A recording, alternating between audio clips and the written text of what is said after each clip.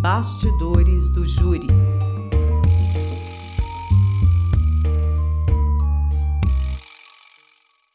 Na primeira parte deste episódio especial com a doutora Simone Sibilio, ela tratou do direito das vítimas, mais particularmente no Tribunal do Júri.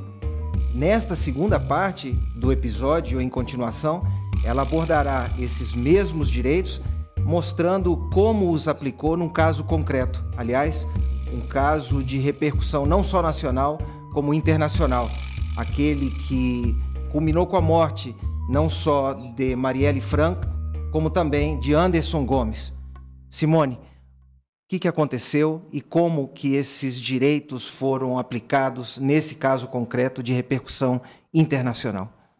Esse crime da vereadora Marielle, do Anderson, e também da tentativa de homicídio da Fernanda Chaves, que era a terceira vítima que estava no carro e que nada sofreu, felizmente, foi um crime de muita repercussão, como você falou, nacional e internacional, que nos exigiu a utilização de técnicas inéditas, né, na elucidação desse crime, para fazer frente a todos os desafios que é investigar um crime de homicídio em contexto de organização criminosa. Sobretudo no Rio de Janeiro, em que, como você sabe, Cláudio, lá no Rio de Janeiro nós passamos por momentos difíceis com relação à expansão da criminalidade organizada. Me refiro a milícias, me refiro a tráfico de drogas, né? São as facções criminosas de tráfico de drogas. Foi um crime revestido de nuances especiais, quando observado o grau de sofisticação com que ele foi planejado, com que ele foi organizado, executado e consumado.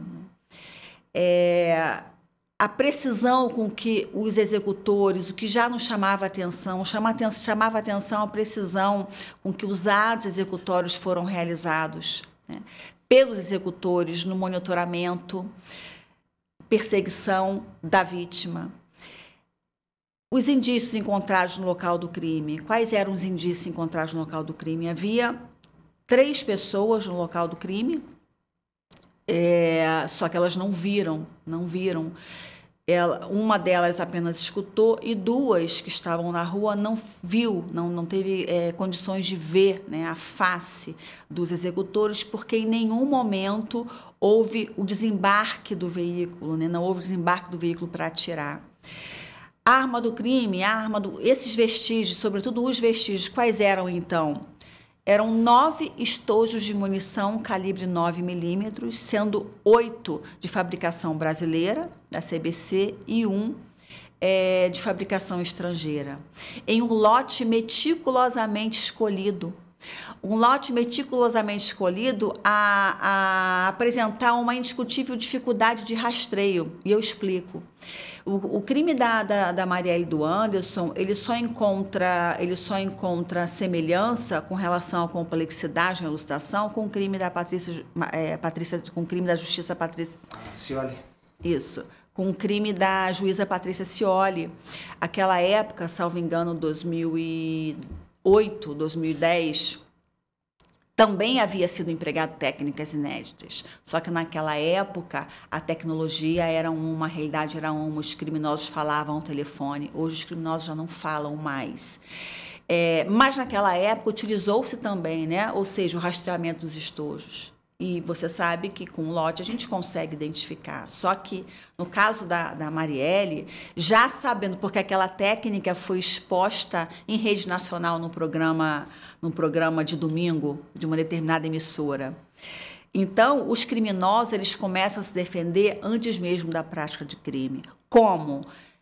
Desfazendo provas, escolhendo o melhor local. E aí escolheram meticulosamente esse lote. Por que eu falo isso? Porque o lote de munição, né, os tiros que mataram a vereadora e Anderson Gomes, foi de um lote vendido com exclusividade para a Polícia Federal no ano 2006 e entregue no Rio de Janeiro 200 mil unidades desse lote. Só para o Rio de Janeiro. Foi um lote entregue em várias unidades da Federação e entregue na Polícia Federal do Rio de Janeiro em 2007, 200 mil unidades, sendo que nesse mesmo lote, vários calibres, calibre 5,56, calibre 7,62 e o calibre 9mm, que foi o que matou a vereadora e o Anderson. Portanto, esse lote não foi escolhido de forma aleatória. Ele foi escolhido com a consciência de que haveria uma dificuldade, uma impossibilidade de rastrear, como até hoje não foi rastreado esse desvio dessas munições. A arma encontrada no local do crime. Qual era a arma encontrada? Qual foi a arma, né? A arma não foi encontrada, mas identificada a partir de vários atos de investigação. Tratava-se de uma submetralhadora HK-MP5 e ela foi identificada por vários indícios, seja pela forma de agrupar, seja pela forma das marcas, das lesões de assinatura, vamos dizer assim, que a gente utiliza isso para cadáver, mas podemos dizer nas lesões de assinatura deixadas nos estojos, seja pelo ângulo de dispersão, enfim, e seja pela forma que foi agrupada. Então, identificou-se que foi esse tipo de arma. E por outro lado, eles sabiam que não poderiam contar com auto de reconhecimento, porque em nenhum momento foi realizado o desembarque do veículo. Mas essa arma utilizada já nos mostrava que o executor, ele detinha, era possuidor de qualidades especiais no seu manuseio, numa dinâmica de disparo, de tiro, em que os dois veículos estavam em movimento. E nós sabemos, para quem sabe atirar, sabe quanto é difícil atirar com o veículo em movimento. Imagine com dois veículos em movimento, tanto das vítimas quanto dos executores. Na verdade, só houve um executor, o outro dirigia o veículo. Então, é difícil. Então, o agrupamento dos tiros já nos revelava, ainda sem ter um suspeito identificado, que ele era detentor, era possuidor de qualidades especiais no manuseio desse tipo de arma, que não é uma arma fácil de se utilizar. É uma arma boa, vamos dizer assim, porque ela tem 3 pontos de apoio, diferente de outras, mas essa arma é utilizada mais por forças especiais, né? Bom, tudo isso nós já identificávamos logo no início, e é importante ressaltar que tudo que eu falar aqui vai se referir à primeira parte, a parte dos executores. A parte dos segundos, dos mandantes, eu já não participei.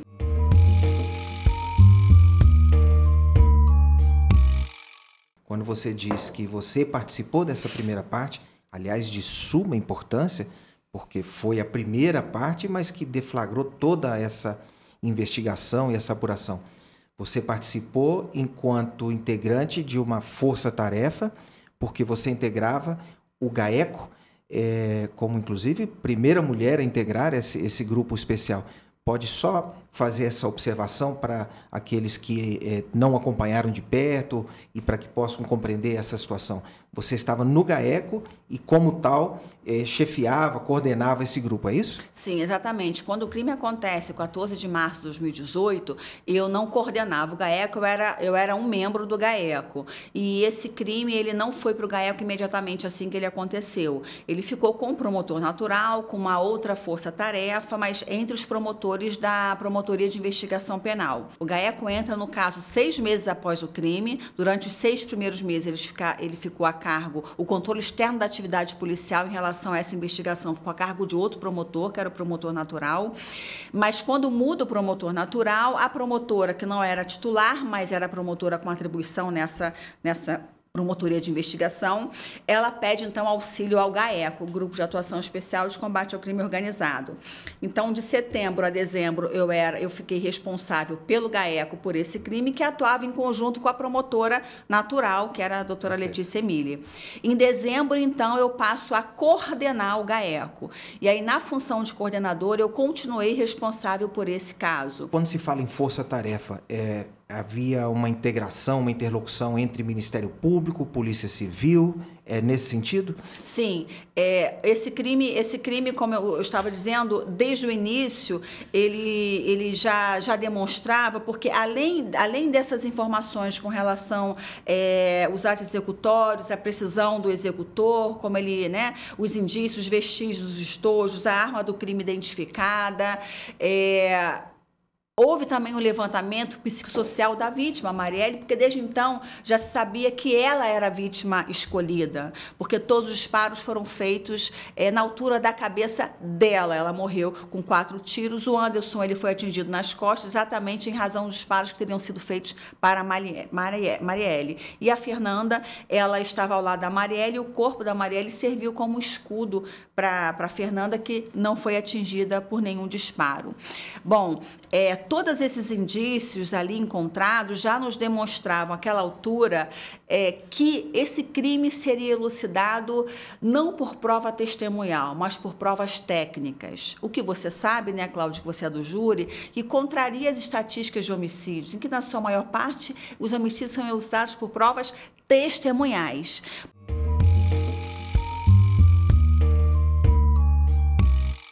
Então, nós que atuamos no combate ao crime organizado, temos que estar em constante reciclagem, em constante qualificação, porque e isso também é direito da vítima, é uma atuação diligente, uma atuação eficiente para a elucidação do crime, para que a verdade venha à tona. Justiça, verdade e memória, direitos da vítima. Isso está umbilicalmente ligado com a nossa atuação, com a nossa diligência no processo, na investigação, ou mesmo durante o controle externo da atividade policial, que foi nesse caso.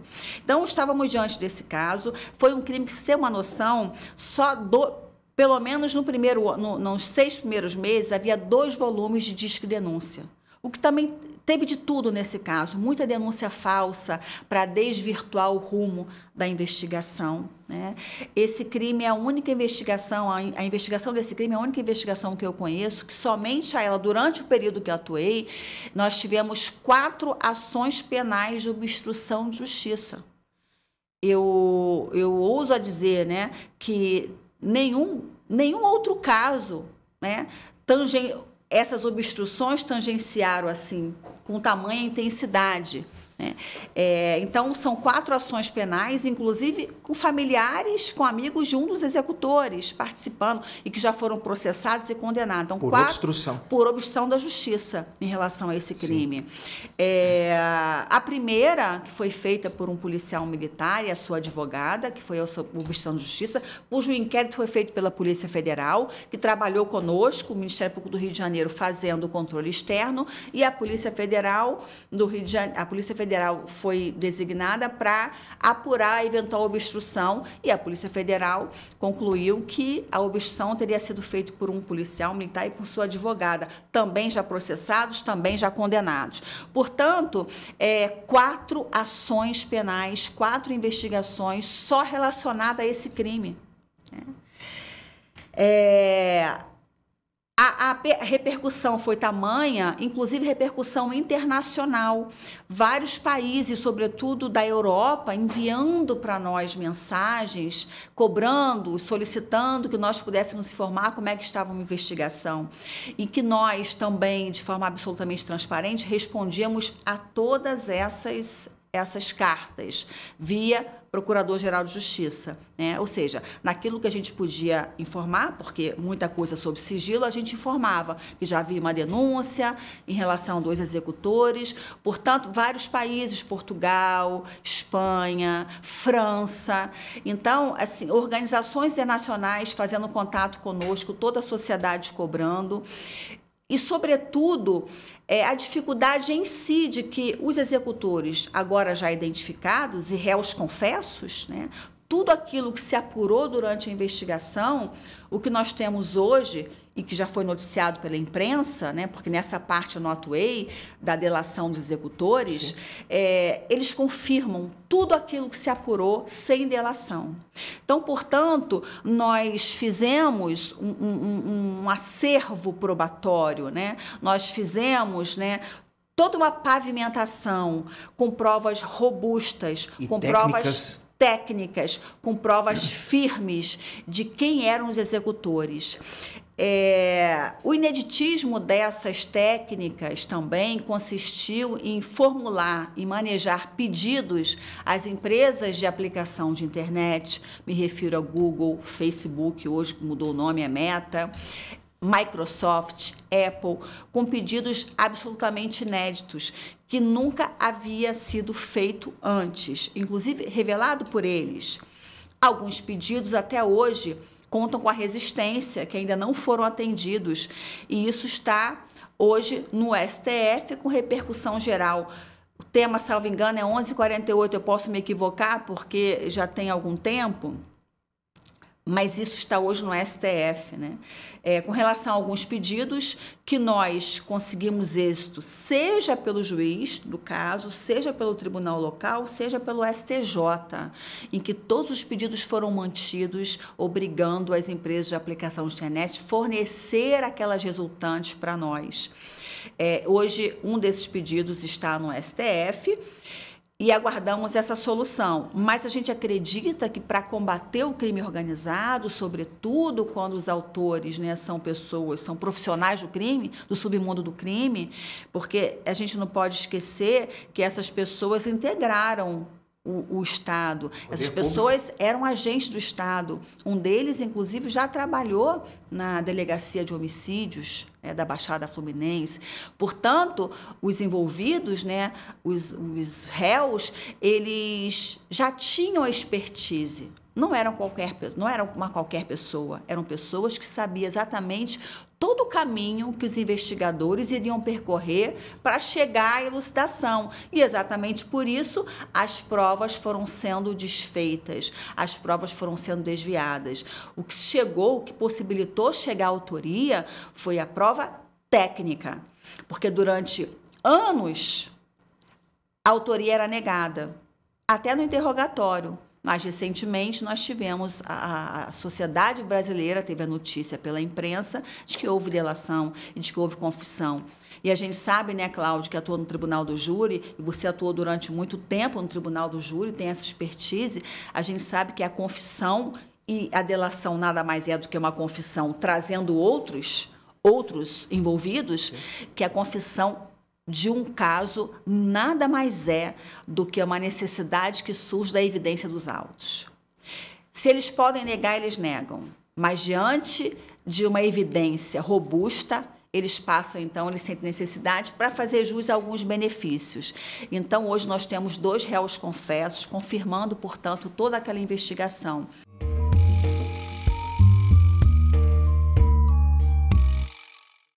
Todo o protocolo tradicional de elucidação de homicídio foi feito, né? Montagem de um banco de dados, de imagens, interceptação telefônica. A investigação do caso Marielle seguiu todo o protocolo com relação a essas técnicas tradicionais, que hoje em dia precisam ser ampliadas porque o crime mudou. Sim. Né? Um crime acontecido em 2010, se aplicar todas essas mesmas técnicas e tem que ser aplicadas, hoje elas não devolvem os mesmos resultados que devolviam antes, porque os criminosos não falam mais ao telefone. Então, é preciso que os atores do sistema de justiça possam se qualificar e avançar. E foi isso que foi feito no caso Marielle. Que, na verdade, houve uma interlocução, e aí voltando à sua pergunta, uma completa interlocução entre Ministério Público, entre Polícia Civil, entre Poder Judiciário e a Polícia Federal, né? Vários termos de cooperação técnica também com a Polícia Federal, o que possibilitou a elucidação desse crime. Em 2019, no dia 12 de março de 2019, os executores foram presos. E o que aconteceu nesse dia? Nesse dia, a gente não podia, de forma nenhuma, deixar que as vítimas, né? Quem é vítima? São os parentes. São aquelas pessoas que dependiam da vítima, que tinham uma relação de afeto, uma relação amorosa. Então, é a viúva da vereadora Marielle, a Mônica Benício, a viúva do Anderson Gomes, que é a Ágata, a mãe da Marielle, que é a dona Marinete, o seu Antônio é o pai, com quem eu tenho até hoje uma relação de muito carinho, de muito respeito e deferência, todas essas pessoas. Nós, quando fizemos a prisão dos executores, que foi por volta de 4h30 da manhã, na casa deles, né? Uma equipe do Ministério Público foi acompanhar, porque o Ministério Público não foi fazer a prisão, o Ministério Público foi acompanhar, fazer o controle externo daquela atividade policial. O Ministério Público, então, nós fomos à casa do executor direto. Sim. E uma outra equipe do GAECO, que era a minha subcoordenadora, com outros colegas do GAECO, foram na casa do motorista do carro. Fizemos a prisão. Nesse momento, nós, exatamente cumprindo o protocolo de atuação e de assistência à vítima, nós ligamos para eles. Eu lembro que eu liguei para a viúva, para a Mônica, dizendo, olha, acabamos de prender os executores do crime. E a minha outra colega ligou para a mãe da vítima. Na verdade, foi a irmã da vítima, né? Ligou para hoje ministra, dizendo, acabamos de prender os executores. Porque a nossa preocupação, e aliás, foi uma preocupação durante todo momento em que eu ingressei nesse caso, eu coloquei em prática esse protocolo de informação às famílias. Assim que nós ingressamos, nós estabelecemos encontros mensais com as famílias, porque era um caso de muita repercussão. É o direito à informação. Exatamente. E era um caso de tanta repercussão que quase todo dia saíam informações na imprensa. Muitas informações, inclusive, falsas. Deturpadas. Né? Exatamente. Em que a gente tinha o cuidado de que essa família não fosse surpreendida por informações só pela imprensa, né? Então, as reuniões, elas passaram a ser mensais quando possível. E sempre fazíamos, de fato, essas reuniões.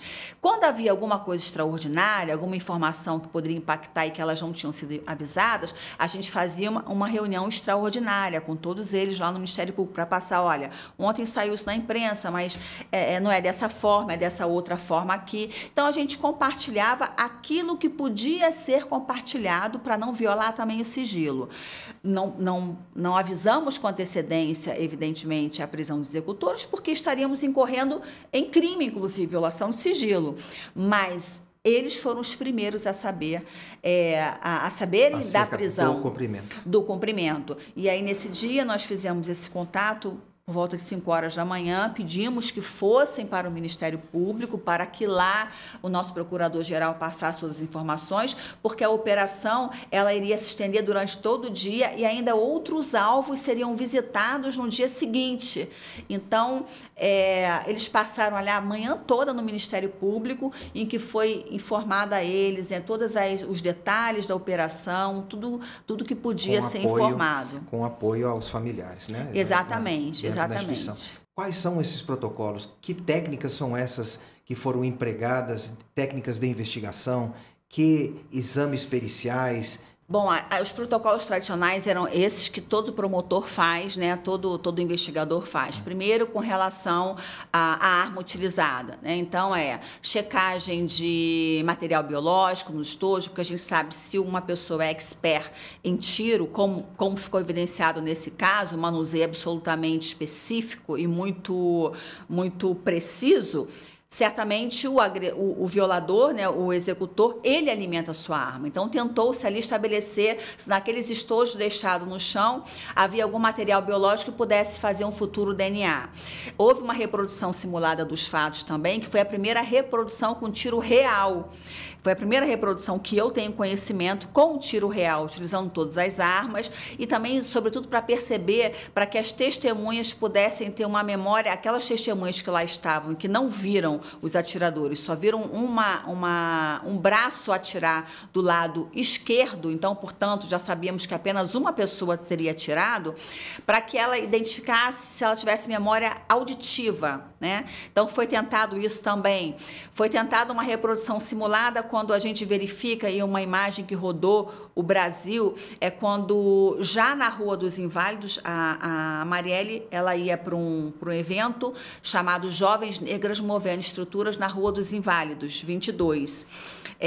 Quando eles chegam um momento antes e, nesse momento, o carro dá um solavanco. Então, tentamos reproduzir também no local do fato o que teria sido aquele solavanco no carro, né? O que era. Então, fizemos também perícias em relação a isso. Fizemos perícias em relação às imagens. E aí, confronto balístico, confronto de munição, entre as munições, ouvimos todas as pessoas, sigilo telefônico, quebra de sigilo telemático, enfim, tudo que podia ser feito foi feito. Foi a investigação, sem sombra de dúvidas, com o maior número de pessoas investigadas, maior número de pessoas interceptadas, o maior número de pessoas que foram visitadas com busca e apreensão, todos os pedidos, evidentemente, ratificados pelo Poder Judiciário e mantidos em sede de recurso pelas Cortes Superiores. É uma investigação que, evidentemente, não há como esgotar em 20 minutos, mas essa investigação ela trouxe também para a gente muita contribuição, por mais triste que possa parecer. Ela trouxe uma contribuição no sentido de que é preciso que nós utilizemos agora nas investigações novas técnicas porque aquele cenário de prova testemunhal, ele não vai muito longe quando a gente está diante de um crime em contexto de organização criminosa, em que as testemunhas silenciam. A elucidação de um crime, ela não pode ser a qualquer custo, ela não pode ser também ceifando outras vidas pelos envolvidos no crime, porque se os executores tiveram a audácia de fazer o que fizeram com uma vereadora e acabou também matando o Anderson Gomes, que era o motorista, o que eles não são capazes de fazer com testemunhas que testemunharem contra eles. Então, esse era o nosso cuidado também, né? De evitar que pessoas ficassem expostas. Aliás, deve ser o cuidado do Ministério Público, do promotor de justiça, né? Sim. Quando faz uma denúncia, ao rolar as testemunhas, ter o cuidado com a integridade física dessas testemunhas. E é por isso que a gente precisa investir em qualificação, em técnicas novas, porque o crime organizado, ele já está na era digital. Não se pode exigir a nós que fiquemos na era analógica. Então, é preciso evoluir, é preciso que a legislação nos permita isso. E é por isso que esse tema 1148, que hoje está no STF, ele é muito importante para nós, todas as técnicas que elucidou esse crime. Mas é preciso evoluir nessas técnicas. É por isso que esse pedido que hoje está no STF, ele seja mantido para que a gente possa estar à altura do crime organizado. O crime organizado mudou com a tecnologia e o Ministério Público também precisa mudar. Eu disse aqui no início do primeiro episódio, da primeira parte do nosso episódio, que a doutora Simone foi merecidissimamente premiada internacionalmente como Mulheres de Coragem, uma das, recentemente, pelo Departamento de Estado dos Estados Unidos, um prêmio que foi concedido a 170 mulheres de mais de 80 países. Apenas 2 brasileiras receberam. A doutora Simone é uma delas. Eu queria agradecer as palavras e dizer que esse prêmio ele foi a mim direcionado, mas eu recebo esse prêmio juntamente com toda a minha equipe e todo o Ministério Público. Então, foi um membro do Ministério Público que recebeu esse prêmio. Esse prêmio também é do Ministério Público brasileiro. E eu queria direcionar minha palavra agora para as vítimas, dizer que você não está sozinha, que existe sempre um promotor ao seu lado e você busque esse promotor, que você não vai se arrepender. E que a gente continue, agora todos os promotores, no caminho dos justos, né? O caminho do justo é como a luz da aurora, que brilha, brilha até se tornar dia perfeito. Eu desejo muita luz para todos os colegas e para todas as vítimas também. Obrigado, Simone, e muito obrigado a você que esteve conosco até agora. Aguardo você até o próximo Bastidores do Júri.